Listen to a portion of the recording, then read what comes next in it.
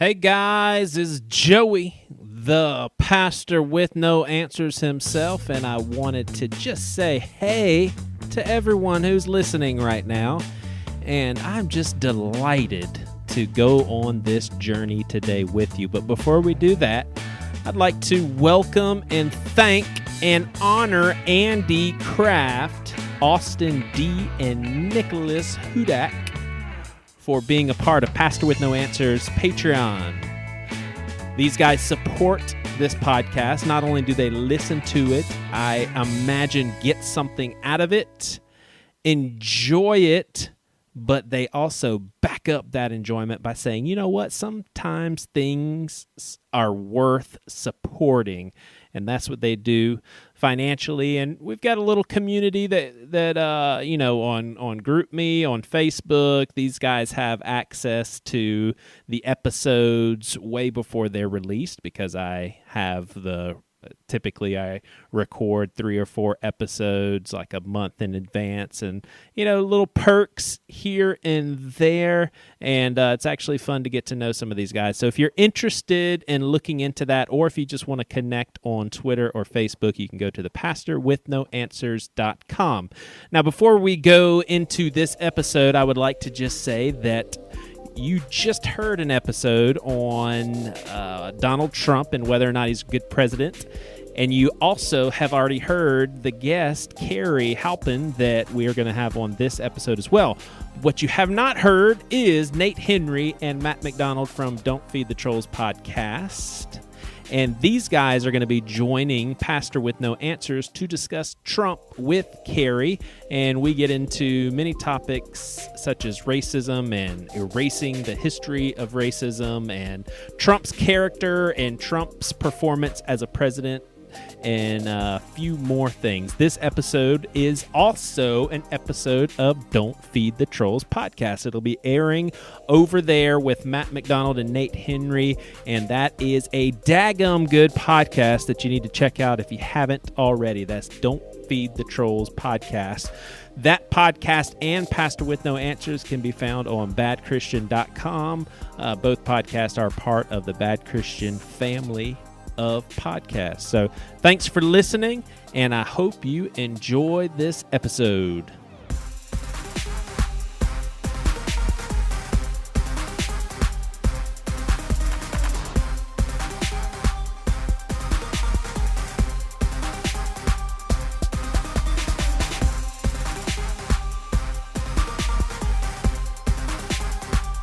All right, well, this is the Pastor with No Answers, and we are also being tuned into with Don't Feed the Trolls podcast with Matt Macdonald and Nate Henry, 2 guys that I've met in the recent years that have become buddies. And we also have a buddy of mine that actually kind of helped start Pastor with No Answers for being a guest a few times in the earlier stages. And Kerry, it's good to have you back on. So we actually, in recording this episode right now, the most recent episode on Pastor with No Answers is a discussion between Kerry and one other individual in which they discuss Donald Trump, the president. Some people just refer to his number, but Donald Trump and whether or not he is a good president, and Kerry has what I would say is an abnormal position in the context of our listeners. I'm sure there's a lot of people out there that would agree with Kerry that he's doing a great job. But how I would like to start is by letting Kerry explain his position and just basically make his point clear as to why Donald Trump is the greatest president of all time. Boom. I'll take the ball. I'll run with that ball. All right. I love President Trump. He was my pick at the beginning of the primaries for the Republicans, which actually was not a very popular position back then. A lot of people just reluctantly took Trump at the end. I saw in Trump, true Americana, someone who loved this country and stood by capitalist and American values. I think he's doing a great job. If you look at the job growth If you look at the gross domestic product going up, so the economy is going up, and we've all seen the stock market rallies, and then everyone's saying, oh, well, there would be a dive, but there hasn't been a dive yet. I wouldn't be surprised if there was a dip at some point, but it's definitely staying strong. And a lot of companies are attributing that to Trump and his policies and policies he's looking to enact, especially tax reform coming up. I see Trump as this century's Teddy Roosevelt. And if you don't know the comparison to Teddy Roosevelt, watch the Ken Burns documentary on the Roosevelts, and you see exactly what I'm saying. He was an outside candidate, not a politician, came in, just took the country by storm.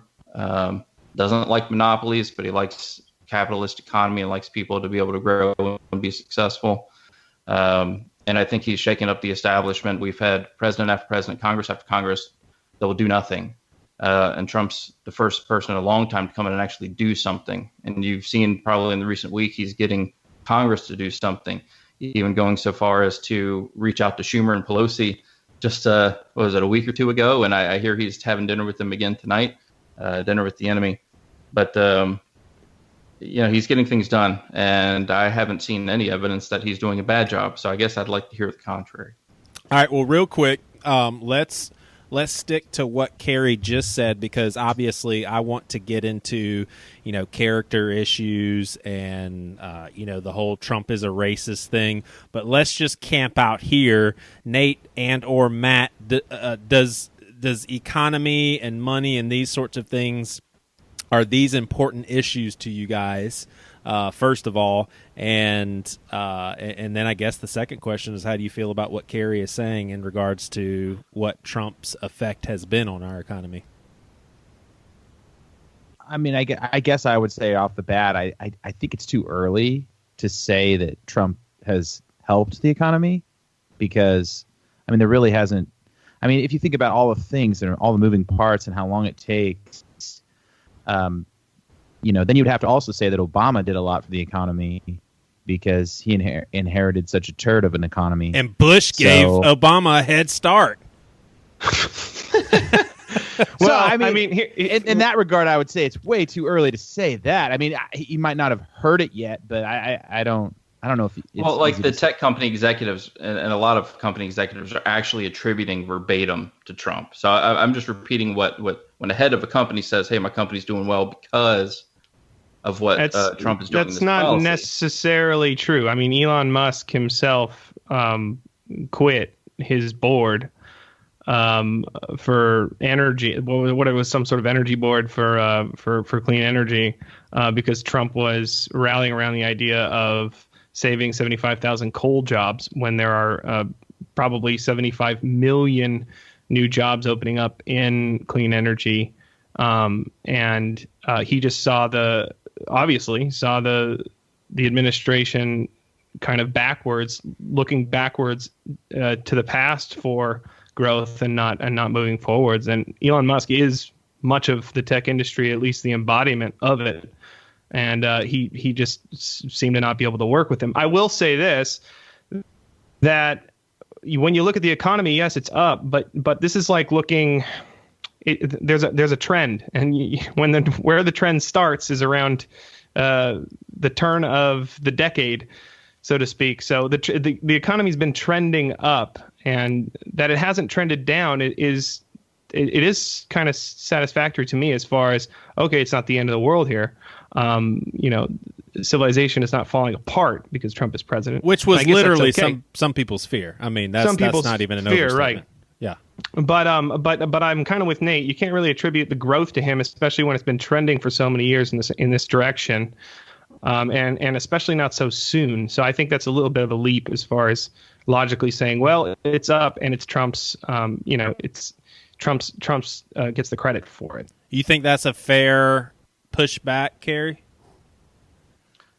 No, for the reason I mentioned. This was coming from CEOs themselves. I'm not making a logical leap. I'm listening to what people have said. I don't. But have they could be wrong, though, right? They could be. But look at I don't know the name of the manufacturer. Maybe it was Foxconn looking to put like three plants now in the Midwest and to make like iPhone screens and things in the U.S., which is never been done. Yeah. I mean, these companies, they're looking to make these investments specifically because of Trump and his policies, not because of something Obama's been doing the past 8 years or even Bush before him. I guess the only thing Well, that I What want was to Obama doing? the only thing I want to say here is I think this is what we all have to be careful of when it comes to politics. Is there's a very good chance that and I don't really care. Right, my position right here is not to agree or disagree, but only to say, how much do we value what these CEOs are saying if they're staunch Republicans? You know what I'm saying? Just like if the economy started taking off when in 08 and liberal CEOs are saying, man, Obama is just killing it for us. Well, of course, you got your guy in and you're happy about it, and so you're going to attribute all the success. So I just personally would be very careful to really weigh in on what these CEOs are saying personally, because they may be wrong as far as what the success is attributed to. Well, and if you're a smart CEO and you want the best for your company, to say things to the leader of the free world who has the power and authority to really help or hurt your business, as we've seen with his attacks on certain private businesses on Twitter, watching their stock fall, for instance. So it does. Like you said, I can't really attest to who and what said what, and I don't know if that's even valid. But I would also question the motives, even if they're politically left leaning. I mean, their main goal is quarterly profits. So if kissing a little butt on the way to that is what's in order, a good CEO would do that. So I mean, I think it's just too early to tell on the economy, and because of the constant trend upwards since the Great Recession, especially, I mean, in the 8 years that Obama was in office, it was year after year of beating these records. To say in the first 6 months that Trump's been president, or 8 months or whatever, that it's all due to him now is, I think I don't know, it's a little misleading. I will say this. I don't know if y'all listened to I think it's about a 45-minute interview with Hillary Clinton on Vox, and I thought it was so interesting what they were both discussing, in that Bernie Sanders and Donald Trump represented major radical departures from basically the political mainstream train of thought, and that, what many people theorize, is what made Trump more appealing and what eventually got him in office, because people are just like, Hillary, and obviously a lot of the Democrats are going to vote Democrat, Republicans are going to vote Republicans, but there were some people that were just saying Hillary is way too realistic, way too practical. We need major shift in policy. We need to think outside of the political constraints, and and honestly, I do think it's something to at least take into consideration. People were saying that just having Trump as president is going to kill our economy, and I think it's noteworthy that it hasn't. I'm not saying that makes Trump a great president, but I do think it's something. I mean, there's alarmists on every side. Obama was going to take all your guns, and it was going to be Sharia law, and all. Yeah. And that's just, to listen to the alarmists or the paranoid schizophrenics on either side of it's not a smart thing to do, and people are always going to be wrong, especially because we have this very slow turning wheel of democracy, and I don't think it's going to be. I'm not even concerned about him wrecking democracy from the inside. I'm more concerned about the social phenomena of having a candidate like him saying the things that he says, and what that does to society and to public discourse and to truth and language, and the meaning of words. I'm more worried about that sociologically than I am of anything he can do politically. And I would say I wouldn't actually mind him as president if he could just stay off Twitter and keep his mouth shut and stop saying stupid things to TV cameras. I mean, he could just govern in the way that he wants to govern. But what we see is someone who's not necessarily concerned with that. Let me make sure that could have been hyperbole or hyperbola. Like, do you really mean that, Matt? That if he would just be quiet and stay off Twitter, you still wouldn't like him as president, right? Because of the, I don't think he would hurt our political discourse as much. Yeah. I think what he's doing, I'm more concerned about the moral character and the ethical intellect of a leader, less about the political agenda. Because we have Congress. Did you vote for Hillary? Because you can't get more morally deficient. I know, and that's the whole thing is that it was either or, and it was a tough pick for a lot of people, and it was a tough pick for me too. So I mean, I was going for Bernie Sanders, and to be honest, I don't think a lot of his ideas would have worked either, but I thought at least he had a moral core and a compass and spoke the truth. And so I think the political end does not justify the means, because the means in this case, in my view, with how many lies that Trump says to emotionally coerce people into a position, I think that's immoral, and I think it corrupts and destroys democracy. Yeah, that's eventually. Though, when you bring up lies, I mean, unless we're going to qualify those, I think that's a bit of a leap to say all of these lies. We can prove Hillary's lies. We can now prove Comey's lies. I'd be more concerned with those. Wait, you are you saying that Trump does not lie to the camera or to the public? You're saying he's an honest person. You made a statement that all of these lies, making it sound like there were so many and so overwhelming, and I've not seen that. It is very overwhelming, Kerry. If you just want to type in Donald Trump's lies into Google, you can find several articles, and they're almost daily as far as his Twitter feed, as far as what he tells reporters. These are fact check sites. I'm on his Twitter feed all the time, and I don't see lies. I'd like to know where they come from. And I know Google just fired someone for being conservative, so I would be more inclined to. These aren't Google. These aren't Google articles, though. These are Google something. Google presents you with articles that they rank, right? And they bury articles, and they're doing this on YouTube. They're burying YouTube videos if they're deemed quote unquote offensive. So all right. They don't rank things. Things get ranked because people click on them and read them, and they get ranked by there is search engine optimization. I understand it because I work in the field, but Google does not go and select things and rank them. And in fact, if you type in Hillary's emails, you'll get 17 pages of bad stuff about Hillary as well, because people read that stuff. An army of Russian trolls touched that stuff. In the greatest covert influence campaign in history, where Russia hacked our government. And so, what proof do you have that Russia hacked?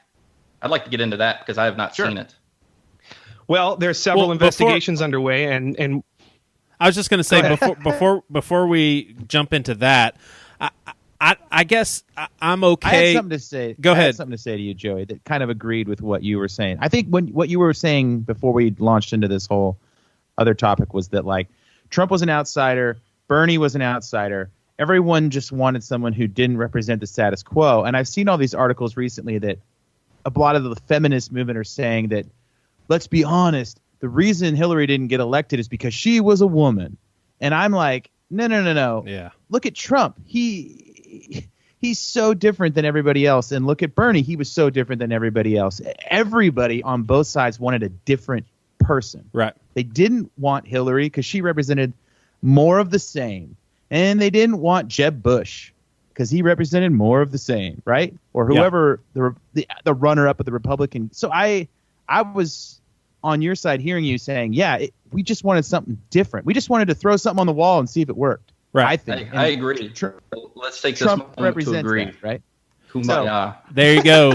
There you go. Well, and what I wanted to say about the lies, and I just emailed you, Kerry, and I'm about to text Nate and Macdonald, is, I mean, it's just the world that we live in. Politicians lie. And so if you want to get behind a president, you're going to have to just be okay with lies, because I think you're treading on dangerous ground here, Joey, because I think that's what a lot of people do to excuse the volume of lies that have been fact checked that come out of Donald Trump's checked by Snopes, I'm guessing. And PolitiFact, allfactcheck.org, just look them all up, and I guess there are all part of anything that doesn't fit into your political agenda is probably part of the liberal fake news media. I get it, but it's not true.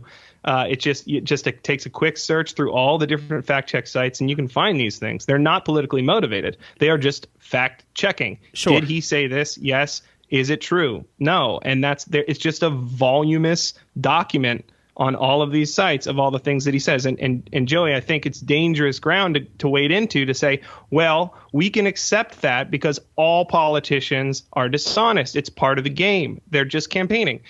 And I think that's a falsehood. And I think that we if we accept that truth, then I don't think words mean anything. And I don't think the truth is accessible to anybody.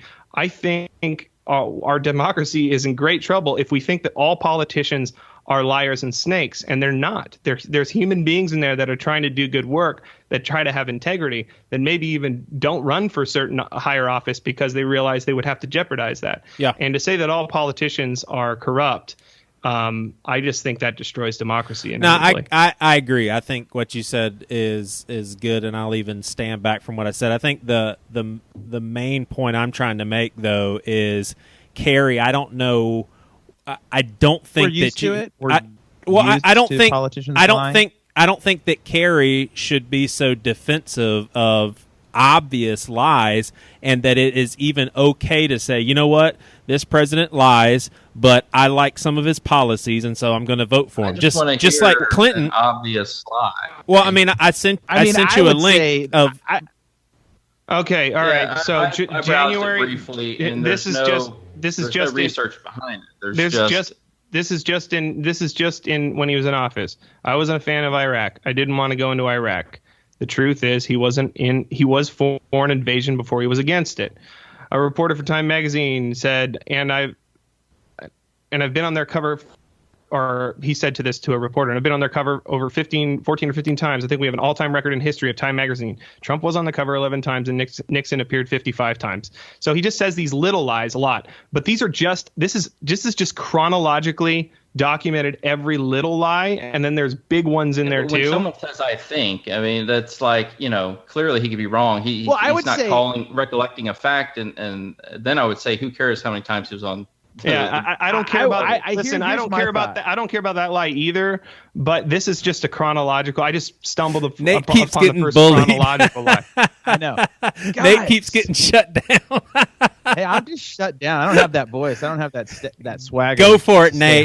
I want to hear what you have to say. That voice. I think Trump doesn't even know when he's lying. He's just like the other day I saw a video. When the Twin Towers went down, he's like, now I have the tallest building in New York. That's the first thing he thinks to say on 9/11. And I just think Trump he's so into himself that it's like he'll just say whatever to a reporter. It's like being in a band. So how many records have you sold? I think we've sold like 5 million, and it's like, it's just, he just comes across like he doesn't even know when he just says stuff. And he's trying. I just get that vibe all the time from Trump. But so I know Matt, that's not like. I'm sorry. Go ahead. Yeah. So Matt, you would say that Trump tells more lies than other presidents. I mean, because obviously we know that Clinton lied under oath, but I don't think that people would have a huge case to say Clinton was a horrible president. I just mean Trump opens his mouth and tells either falsehoods, which maybe it's based on his ignorance and he doesn't know and he's just thinking or spitting numbers, or he tells bold-faced lies. And that just happens every time he's in front of a microphone, and it's well documented. However, I will say that's so hyperbolic that I just don't see it. I mean, I actually make a point, especially since I've done this podcast with Joey, to always keep up with the Twitter feed, as many of the speeches as I can, the rallies, and I'm not seeing lies and bold-faced lies. I'm seeing a president who's working for the country. Kerry, who's fact-checking those lies? The brain of Kerry or an army of reporters who are pulling up documents and actually checking those? And are you reading those fact checks? Reporters. Well, see, that's the thing, is that we don't really have a hold on truth, because now what is true? It's whatever the most influential person states is true, and you cannot be critiqued because the moral core of our society is so eroded that people can believe whatever they want, right?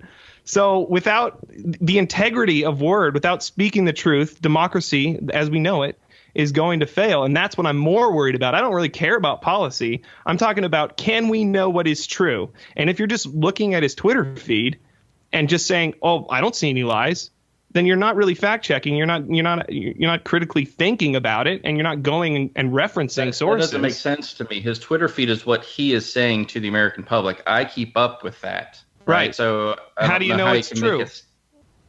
When he says we need to help the victims of Harvey and Irma, that's not a lie or the truth. It's just a compassionate thing. I think everyone thinks that his Twitter feed, it makes me wonder if you guys have seen it, because I do. I follow him. Encouragement.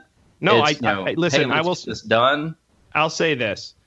Of late, there hasn't been any absurdities, which I find makes me feel good about the way things are. And with the are you warming up to the president, Matt? With the aftermath of Harvey and Irma, he had nothing but great things. I mean, I was waiting for him to take a political jab, to use a divisive move that he's done in other tragedies, where he turns it into political thing right away without even acknowledging the loss and the tragedy. But with this, he's actually been a bit more presidential, and so I'll give it to him. But Kerry, that's not what I'm talking. I'm not talking about I'm not talking about Harvey or Irma or anything like that. I'm just talking about when he gets in spats with people. What about what Melania is wearing? She's always Melania? Wearing the wrong Melania? Is that her name? Yeah. Get it right, man. She's Melania? the first lady. I never even heard it. Like, that's the thing. Trump is like, I thought it was Melania. Anyway, that seems to dominate the news of that whole thing. But I don't think Trump actually wanted to be president. Can we talk about that? Because a lot of people. He did. You think so? Yes, he That's did. awful silly. He put a lot of effort in there if he didn't want to do it. Yeah, and he risked a lot, because you get all your dirt drug up. I see where you're coming from, honestly, though, Nate. Right? I do not trust. Unlike Kerry, I don't necessarily, or I just don't trust that Trump has like above reproach integrity, character and moral compass and all that stuff. And I don't think it's far fetched to say that Trump just did what he wanted to do to be in the limelight, and hey, I'm going to run for president. No one can stop me. But no one can tell me that when he started with Oprah in the early '90s, and she asked him if he ever wanted to be president. He said no, not unless I really felt for the good of my kids and for the country that it was necessary. Fast forward, I think he just hit that point, and I think that's why a lot of people voted for him. We felt that it was necessary. You could even say the people that voted for Bernie Sanders felt like something was necessary. I think we can all agree on that. But Kerry, I'm reading in the New York Times list of those lies. When he said that in Oprah, he said that he cares about America, and New York Times says lies. So I've seen the video. I've seen the video clip. No, I'm kidding. He's joking. He's joking. We've all seen the video. It's not a lie. Well, what if Obama had 3 ex-wives, tons of children, and talked about grabbing pussy? Would he have been elected? No, because it's a different time we live in now, and that's what I'm talking about. That's what I'm worried about. Is that, and I don't know if you guys have heard Scott Adams, the creator of Dilbert, the cartoon. He's on Twitter a lot. Actually, Kerry, you might like him. He's kind of supportive of Trump, but in kind of a weird way. Very smart guy, but he has studied hypnosis and the power of persuasion for years and years and years.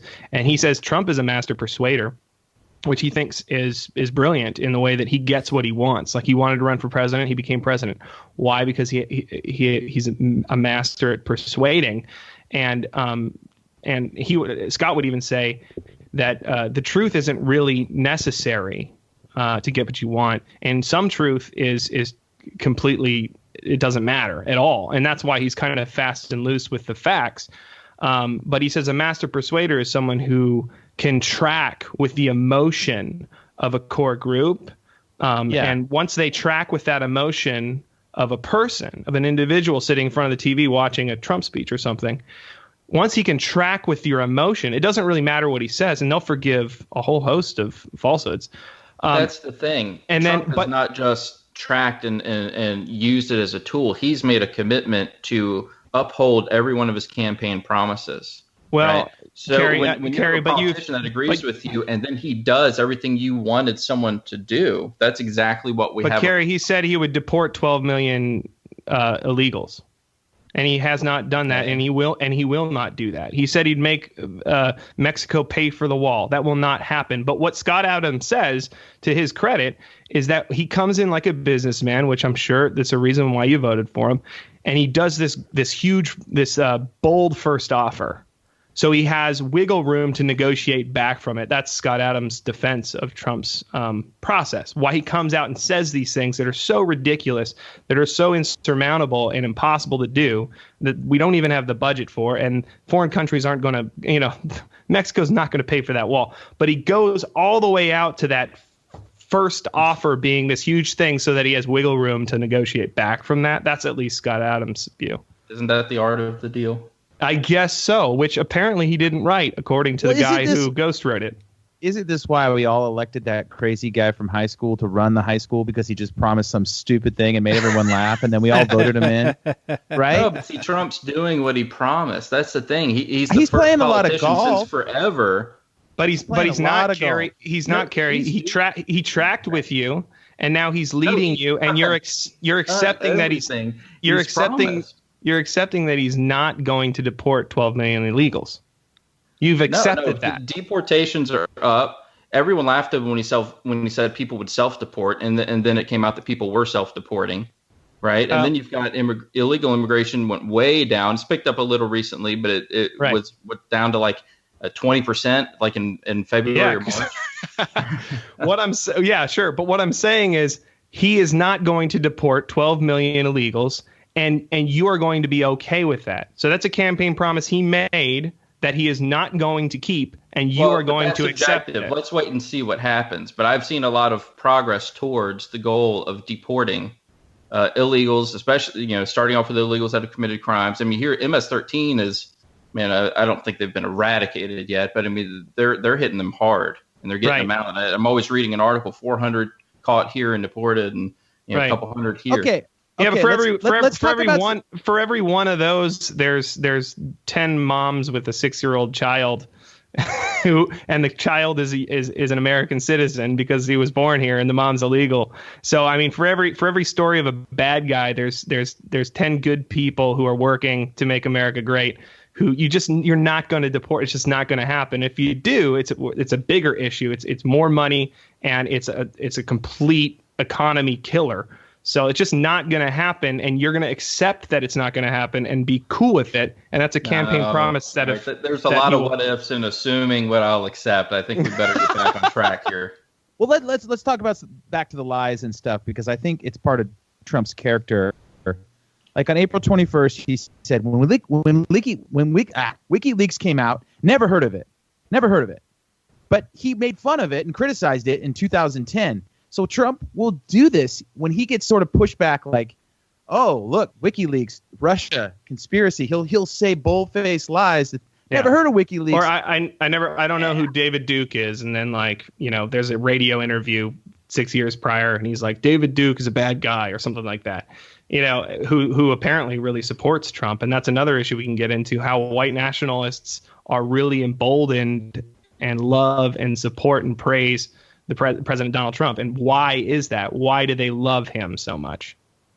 I mean, that one to me, I guess, doesn't bother me in the same way when people point at the Crusades and say, "See, Christians suck." I'm like, yeah, they do, but that doesn't say anything about Jesus. I mean, it's not. Let's say Trump is super above reproach, loves all people, and doesn't see race or anything like that. But you could still have people that suck and are evil support him. I don't. I mean, for me, and maybe I'm just misguided or. But you just have to ask why. Why would their agenda, in their eyes, line up with his agenda? No, but you're saying their agenda as white supremacists. Everyone is first. If they're a citizen, they're an American, and even a white supremacist has a job and is concerned about taxes. They could agree with him on taxes, but be very far apart morally. I mean, I think I think it's similar, honestly, to, and I'll pick on you Northwestern boys. I mean, I think that you guys, if you're not careful, when you see South Carolina on a map, you basically paint a Confederate flag on the whole thing, and you think everybody's racist assholes. And, you know, we all had grandparents that said the N-word and hung black people, and, you know, we're just chips off the old block. I'm exaggerating, obviously. But I just think that we have to be careful in pairing a group of people with Trump, because just like there are ultra pro-life, you know, people that disagree with any form of abortion would vote for Obama, that doesn't make them pro-choice. It just makes them, hey, I just think he's the best person for the job. That's true. And I go ahead. I wouldn't say now. I think the Southern thing's a little off, because there's tons of white nationalist groups in Oregon and Idaho in the Northwest where we live. So, but I'm just saying, when they get on their websites and they praise him, when David Duke's on TV saying Donald Trump is doing what we want, what we've always wanted, there's a specific reason. There's no way to really excuse. Now, either they're misled about who Trump is and what he's about, or they're dead on. But the question still remains: why do they feel like he is their voice? Why does he embolden them? If Trump says he's going to deport illegal immigrants, and we rightfully assume that a white supremacist hates anyone who's not white, they're going to agree with that. They're going to love that. Hey, that's going along with our agenda. When what Trump's really saying is, we have a law, we have a legal process, and people need to abide by that process. That's his reasoning to go along with this, illegal immigration reform. But the white supremacists see that as catering to their goal when it's driven by something completely different. So you got to be careful with the correlation there. The media is all too happy to hype that up. Right. Well, I'm just talking about, like, I read the white supremacist blogs, I read the alt-right, and I'm talking about from their words specifically about their specific goal of creating a whites-only society where they maintain power and majority. That is exactly what. I mean, right. I mean, that's what they're worried about. Not a white supremacist, and I don't know of any in Congress except for former Senator Byrd, who was Hillary Clinton's, person she looked. I don't think Trump is a white supremacist. I'll say that. I don't think he is. He might not even be racist like people say. What I'm saying is the words that he says. He had that press conference and he started basically arguing line by line the argument of white supremacists when it came to Confederate statues being torn down, which were put up 50 years ago in the height of civil rights.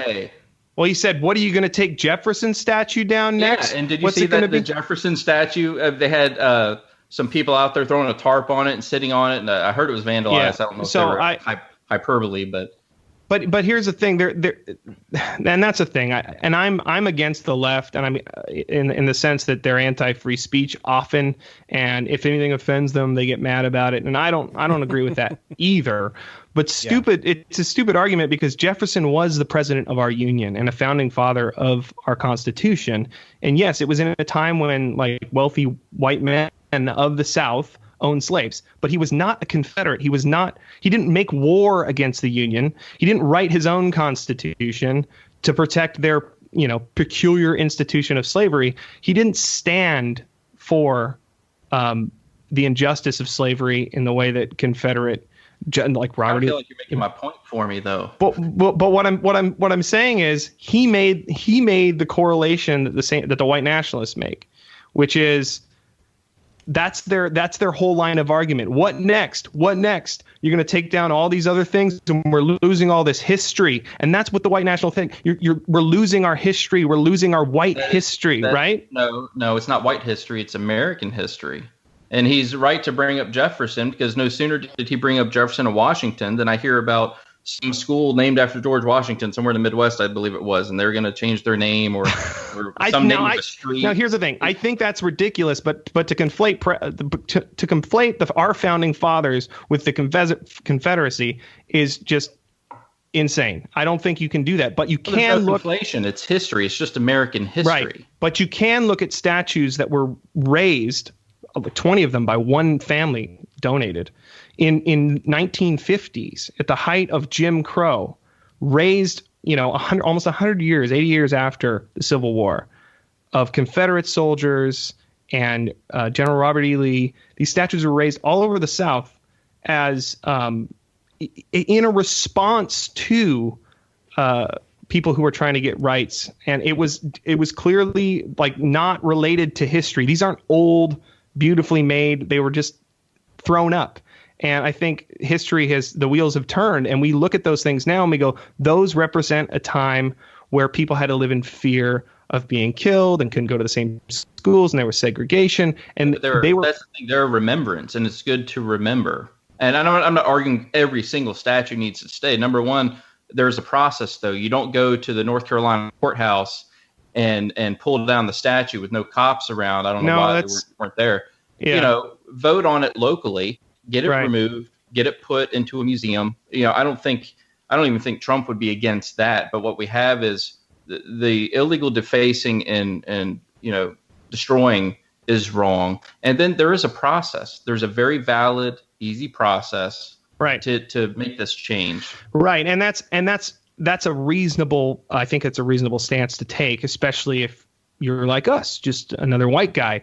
But if your granddaddy and your dad and your mom had to grow up in the shadow of General Robert E. Lee and walk by that statue every single day in the shadow of the massa, as they say, and it's time, and you see all this, there's all this racial tension, and I think Trump's words feed into it. He doesn't preside in a way that unifies. He goes with the party line on the right, and he feeds into this. And when you have all this commotion, then yes, people are going to yank down the statue. They're tired of living in the shadow of the massa, so to speak. Like yanking down statues. You can't blame this whole statue thing on Trump. Well, no, but I'm not blaming it on him. I'm saying he feeds into what is already currently a bad situation for race relations in America, and he's not very careful. He's not very careful with his words. I mean, I saw people with tears in their eyes after. He could word something differently. You can always make that argument. I think it's important that the president of our country does that he presides over our republic, our two parties that we have, that he brings people together with his words. If not with his action, that's fine, but with his words, that he doesn't just choose a side every time and fly off the handle in a press conference. Well, he shouldn't invite the white supremacists to the White House like Obama invited BLM. Well, I tell you what. Let's dive into conflating BLM with white supremacy. I mean, look at the history there. That's just so ignorant. The history of BLM is complete violence since they've been around. How many people got lynched by BLM? How many people got lynched by people alive today? By an ideology that is still alive today, white supremacy. How many thousands of people died? How many thousands of people were enslaved by white supremacy under the name, even still alive today, the KKK? And you compare that to BLM, which rose out of a response to police violence. Violent racist groups. Yeah, well, I don't think you can conflate the two things. I just don't think that's reasonable at all. Okay. Because one is a response to hatred, the other one is the response to prejudice. I mean, as a result of prejudice. So I do think. I mean, why do you not see the difference there? No, BLM is completely racist and prejudiced. They're just as bad as their institution may not be as long-lived as the KKK, but they're just as bad because they have the same core. White people suck. Black people are awesome. When thousands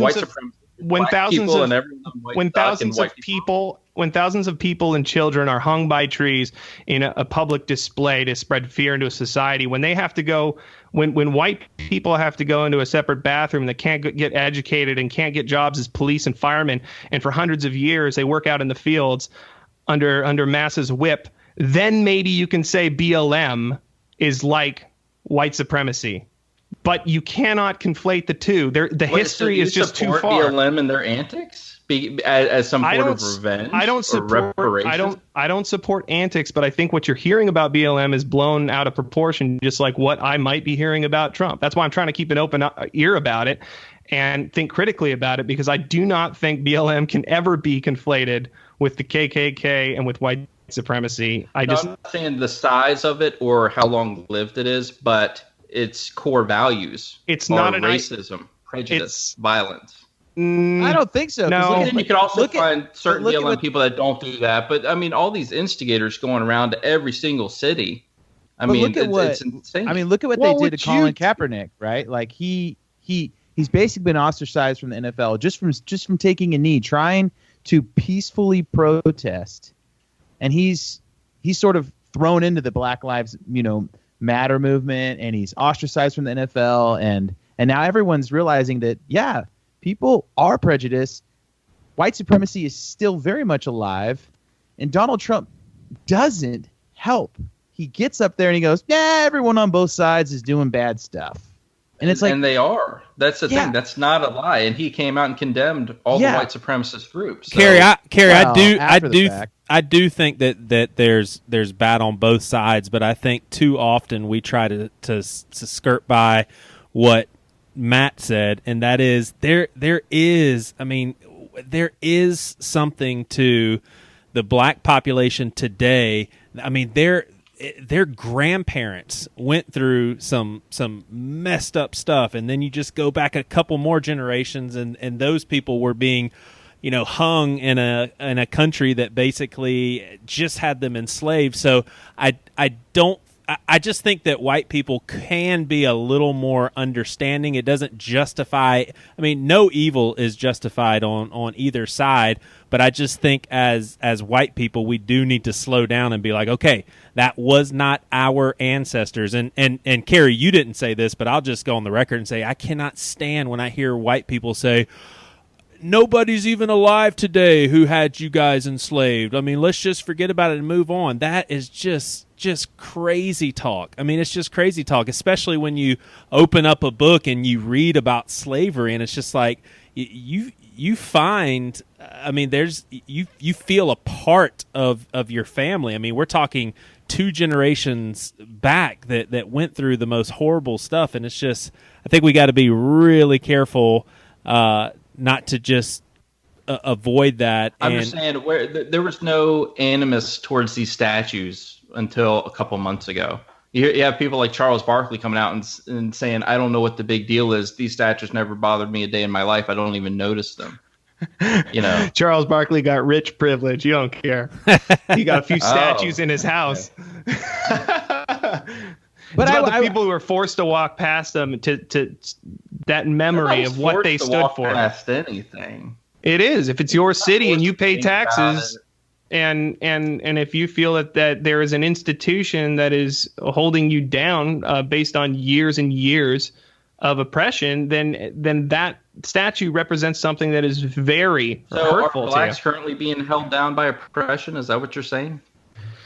No, that's another argument altogether. So let's think about let's think about a school that there is a school, because I listened to Propaganda's rap songs, and he said that there's a school called Robert E. Lee, and the vast majority of kids that go there are black children. Now, I understand Kerry's premise of I actually don't think that we should just flush away history, and I think we would all agree with that. And how that looks and how that plays out is completely debatable.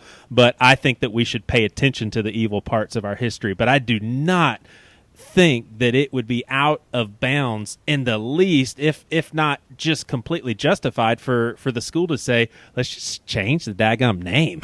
Like, it just. And I'm not against that. Yeah, I think what Matt's trying to say, speak for you, Matt, is you're trying to say, look, there's specific type of cheap statues that weren't even built with good materials because people can just pull them over. They were erected from a few individuals to like represent. Oh yeah. Like, we're not going to let these black people come in and think that they own this country now. Have equal rights because they were raised in the height of segregation. It's not like they're going into the Washington Monument and ripping down Lincoln. Well, here's the thing. They went to the Lincoln Memorial the other day and vandalized that. So who did that? We don't know. Someone spray painted on the Lincoln Memorial. There's always going to be.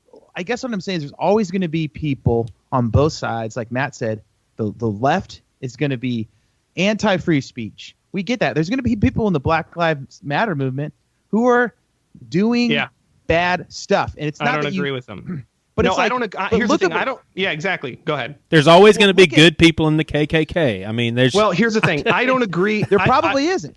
That's the difference. I don't agree with a lot of. So when a Black Lives protest goes on and whatever, and the cops show up and it gets heated and there's violence or rioting or something like that, I decry violence. I don't think violence is ever good. I'm with MLK. I think peaceful protest does so much more. But the premise of BLM is formed around the idea that great injustices were happening in poor neighborhoods to black kids by the system of oppression that is unfolded after segregation and with the prison systems and the unfair we know crime. that most of that is under Democrat control in a lot of those cities. That's fine. I don't care how you frame it politically, because everyone's going to frame it a different way politically. It's just a system that isn't working. And so this organization comes together and just says, hey, black lives are dying and they shouldn't die. Black lives matter. Now, that premise, I think we can all get around, right? We don't like some of the outcomes of that premise. But to conflate that with the premise of black lives don't matter, white lives are the only lives that matter, white supremacy, whites rule all, and we kill black people or we lynch them or we make them slaves to us, like that is white supremacy. It's rooted in hate. It's not rooted in liberation. And as much as you want to talk about Black Lives Matter having bad stuff in it, the premise is rooted in, can we please have equal rights now? Can we please be treated like we matter? And that, I think, is the big difference between the two. So when you say, but that almost seems like an ignorant premise, though, because there are equal rights. We just had the first black president. Everyone loves to say that we had a first black president, so now everything's fine in the black community. I don't think that's true. I don't. Systems don't change that way. Well, I mean, I don't know if Kerry's saying everything is okay as much as I do think that's. I agree with you, Matt, that we are really in bad shape, but that's a testimony to our country that we have a black president. Just like if Hillary would have won, holy cow, we have a woman president. So that I want to applaud America a little bit. Just our system, black, white, Hispanic, all of us, man. Holy cow, we had a black president. That's unbelievable. Yeah, I would love for Marco Rubio to be president right now. Hey, well, I'll tell you what. Let's get them all up there. Let's turn a corner here and talk through character as far as Trump is concerned. I mean, pretty much you've got the media. I mean, well, I guess that can be debated as far as what media you're listening to, but you hear all this stuff about Trump being a misogynist, a racist, sexist. Self-centered, homophobic. Doesn't care about the country. He's dishonorable and all that. Kerry, you disagree. So where are people? I mean, you have footage of it. At least appears that he's making fun of someone that's handicapped. So you've got all these things circulating, all these things that really do paint him in a pretty bad picture. Why are you not agreeing with that picture? I just haven't seen the things that paint him in a bad picture. I'd like someone to explain them to me. I've heard about the thing with the supposedly disabled reporter. I've also heard that that's just Trump's way of making fun of anybody. Whether they're disabled or not, so I don't know if I can read that much into it. It's also believed that Barron probably suffers from some form of autism. So I don't think he really is disheartened completely towards the handicap. I do know that with CNN or someone, Trump was in a meeting. He was doing some kind of televised thing, and there was a disabled kid there, and Trump warmly greeted him and gave him a hug, and the Secret Service gave him a badge. And then after the meeting, he's shaking everyone's hands, and the kid's trying to show him, hey, look at the Secret Service badge I got. And then I know CNN, I believe it was CNN, turned around and cut it to just the 10 seconds of Trump reaching over the kid. And they're suggesting that the kid was trying to shake his hand, and Trump ignored the disabled kid. And if you watch the whole clip, Trump had already greeted the kid, and the kid wasn't trying to shake his hand. He was trying to show him his badge. So the whole thing was blown way out of proportion. Right. And when I see things like that, I'm not inclined to believe anything that those reporters say. And if you watch any of the press pool briefing, especially when Spicer was in there, I mean, the media is just angry, on fire, looking to spin it in any negative way. So I am inclined at the outset to disbelieve most of what the media says, and that could be any media, even Fox News. I think Fox News turned a pretty sharp corner against Trump recently as well. And so any media that turns a sharp corner against Trump, you don't believe? Is that what you're saying? No, any media that misrepresents anything, especially Trump. And I've seen so much misrepresentation. What about Trump? What about Trump's misrepresentation of the facts? His alternative facts, for instance. Of what? Well, I don't know. He went and said on. Okay. Here we go. I don't want to get into a Google war here. I don't want to be clicking on my keyboard having a fact check. Well, exactly. Okay, stuff. all right. So what's in your head? What's on the top of your head?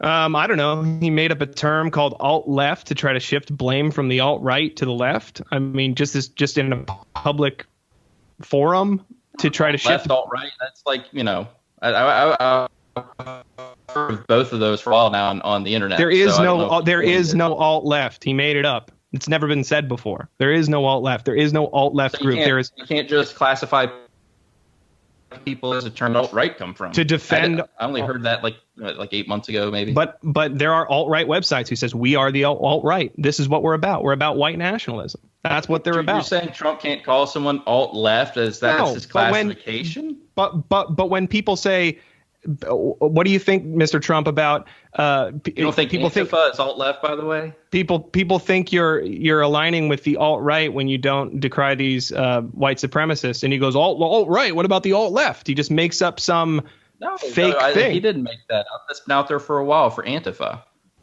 They are not the alt-left. They've not named themselves that. They're a completely different group of anti-fascists. We're arguing over what a group of people is referred to as. I think we that's kind of silly. Right. Well, I'm just saying, go to PolitiFact and go to PolitiFact and go down all the lists. There's here. I'll text it to this conversation right now. If you want falsehoods, and now here's the thing: Scott Adams doesn't deny. I mean, a guy who supports Trump, who thinks that Trump is actually peeling back the curtain of reality so we can discuss things like our own confirmation bias or cognitive dissonance or whatever.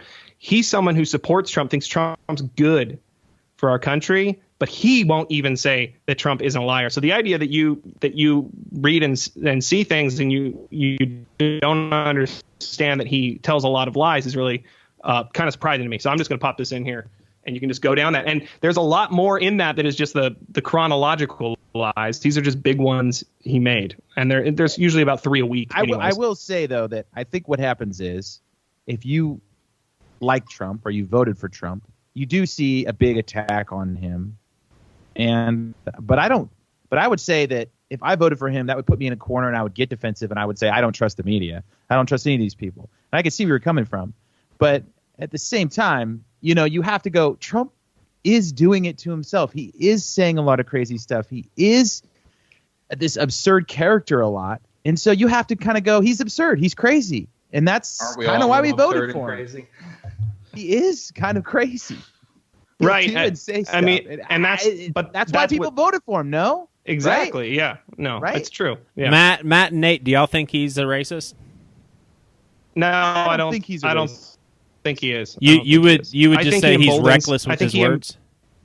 I think he's reckless and he emboldens racists because he doesn't think before he talks. I think he probably doesn't believe in white privilege, and he definitely. He's definitely been, you know what I mean? His whole life is white privilege. So you're going to trigger Kerry if you keep talking about white privilege. I'm holding my tongue. I don't want to jump on that bandwagon. Let's get off the race thing. Talk about something else. Grabbing pussy. Joey. Yes. Joey. Okay. Let me throw something out to Joey since Joey's been sort of the moderator here. So you think because the country wanted someone different, even if Trump was kind of kooky, he might be doing good things for the country? Well, you're talking to someone who hardly keeps up with anything politically. Like, I don't know if that's a good thing or not, but it's just the reality. I have detached myself from politics, but like Bernie or Trump come in, they're both going to do some good things, and they're both going to do a lot of things that both sides hate, right? I mean, I am politically very fiscally conservative. So I mean, I think that I've definitely been fed by conservative media growing up because I used to just be ultra conservative Republican. I would have been depressed if John Kerry beat George Bush sort of guy. But I still can't shake a lot of my tendencies of conservative economics. So, in that regard, You mean 60% of the military budget? That's super conservative. I mean, I guess I'm thinking more along the lines of the government kind of staying out of people's pockets and letting them, like basically small government. And I just we don't have that. There's no side that has that. Right. But I just you get no such thing. Someone like George Bush, Republican. for instance. I mean, to keep everybody happy, he had to fork out billions of dollars to please every single program. And I would love for someone just to say, you know what, we don't have the money. So maybe it's not even a Republican Democratic thing, or else I would say it actually is, but Bush just didn't do a good job. Okay. What I'm saying though is like, okay, so the whole transgender thing, right? The president wanted to cut this thing for the military to fund transgender surgeries, right? It was the equivalent to one bomb. Yeah. One bomb was as much money as it would have cost the government. I'm not saying that's not just a money thing, though. They have to. They take almost a quarter of their service time off for recovery. I mean, that's sure. alone. I get that's it. I get that it's having to take mood-altering drugs, chemical-altering drug. I get that it's a complicated issue, but my point is it always comes back to finances. People always go, well, it just costs too much money, but it's like no one gives a shit. No one gives a shit about how much money we spend on bombs. Nobody cares about that. Nobody talks about that in that camp. So that's a necessary evil, though, isn't it? In today's world, not in the military-industrial complex. When our government is making billions of dollars for a small select few of rich people because we go to war with everybody. That isn't unnecessary. That is evil. I don't think we should be going to war with everyone. We need to be calling that out as civilians and saying this is what Eisenhower warned the population about. The military-industrial complex has exploded into this giant thing where we've created war on terrorism so we can fight wars forever. So what you're kind of saying is don't cut social programs. That causes human suffering. Cut the military spending. I would say because that'll pay for everything. I would say we care. We're like, man, the government's so bloated and it's not efficient. Let's cut these programs that people need. Oh, but we don't give a crap about cutting billions of bombs that go who knows where on who knows who created a lot of this problem we have in the Middle East. It's our own problem. Hey, I'll go one better. I'm pretty sure the Constitution only says that the United States should have a standing navy and that there's no provision for a standing army. So I mean, we could really dig that hole pretty deep. Oh yeah, we could get rid of the whole army. I mean, they can operate drones. Just a few select people in.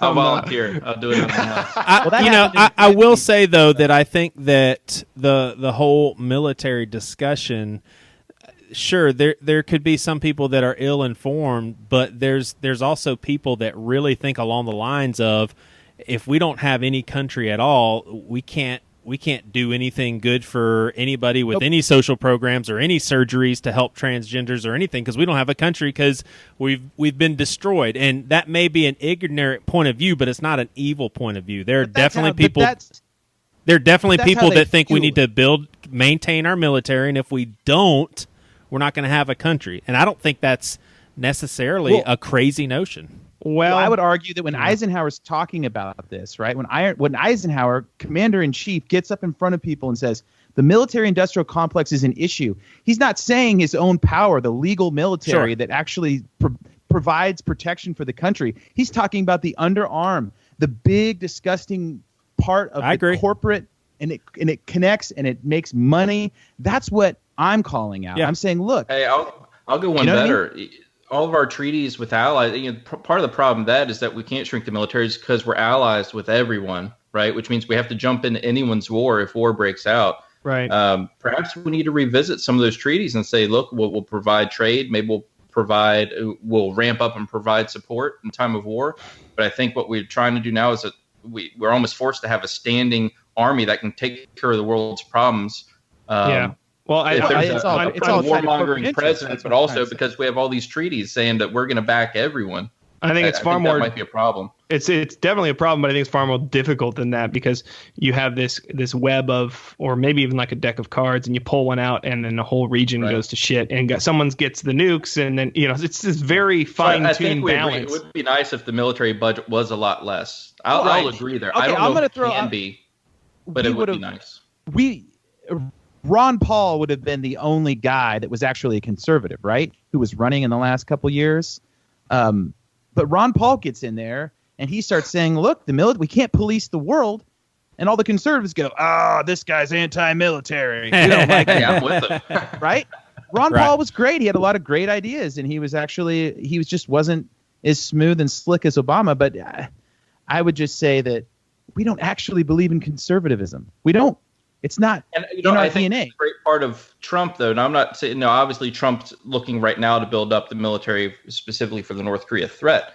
But that's what I like about Trump is he's not afraid to shake things up. He's working with the Democrats to remove the debt ceiling vote, but at the same time, he's looking to drastically slash certain programs out of the governmental budget. He's not looking for a credit card with no limit so we can run it up. He's saying, look, it would be beneficial if we had no limits, so we're not constantly hitting this. But at the same time, we do need to reduce costs, and he's taking direct steps to do that. Well, the Congress is trying to cut Trump's credit card because he's spending so much money on himself, right? I want to. Think about it. How come nobody? If Obama golfed this much and cost society as much money as Trump is costing, he would be blasted by everybody. I just want my guns back. Oh, I took my guns and I need them back. That's all I'm saying. I want to make this observation. If Trump didn't golf as much, I would think I would agree that he's doing something. I want to make an observation here. Go ahead. And I was going to say Kerry, I would if I didn't see Trump golfing all the time and just. I mean, there was an article I read recently said he hasn't even gotten any major pieces of legislation pushed through yet. So it kind of feels like he doesn't know what to do, to be honest. The Congress has let him down, and not just Democrats. Although Democrats have been a big thorn in the side, but even establishment Republicans at this point. There's a lot of Republicans. There's a lot of Republicans that have kind of come out against him, which unfortunately, if he had less divisive speech and didn't attack Republicans on his Twitter account, he might be in a little bit better shape to massage Congress to get things passed. That's the status quo. We could have had any old Republican in there going along with the status quo, and all this everything would have been going in the same direction. Sure. Man, he's ripping it up, and it might not be pretty sometimes, but he's definitely doing that, and I certainly appreciate it. Kerry, the status quo is Congress in gridlock, which if you're saying Congress is in gridlock, that's still status quo. Imagine this for a second. What if you had someone that thought like Donald Trump as far as policy is concerned and shook things up, but did it in a way that like Denzel would do it? Like seriously, with a smile on his face, respectful of women. None of that stuff was Ron brought. Paul, right? I don't know, but I seriously think that that Matt's onto something as far as how Trump delivers, because I don't think that you should. I don't think we should say, "Oh, he's shaking things up. That's bad." I think it's how he does it, and if he could do it in a more charming, likable, George Bush, Bill Clinton sort of way, I mean, I kind of think we'd be having a different discussion. You can't always get what you want, but sometimes you might just get what you need. Here's what I think that's what it is. Here's what I think is crazy is we've had two shows now on Pastor with No Answers with Kerry in a discussion about Trump, maybe more than that, but not once you put someone who is relatively knowledgeable of Trump and politics in general, and you hear a real person with a real voice, with real thoughts and real opinions about Trump, all of a sudden I just think it lessens the tension a little bit, and I could be mistaken, but Nate and Matt, did you guys like have to try really hard to hold back and not yell and call Kerry crazy names, or was this a real conversation with somebody that's not crazy? Like, what's y'all's perception of Kerry? I tried to just yell as hard as I could at the arguments, at the arguments, not at the man.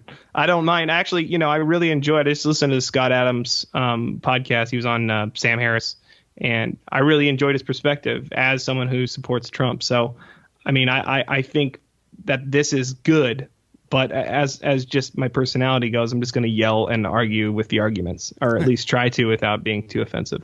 Right. Nate? Yeah, I mean, I don't know. Anyone's going to respond very politically here, right? They're going to have to say something nice if it's face to face. No, I mean, it's not face to face. It's just audio. Well, you know what I'm saying, though. Like, no one's actually going to speak their mind. But I think that was a subtle jab. In a podcast, what I'm saying is, everyone's going to be like, "Oh yeah, it was great." No,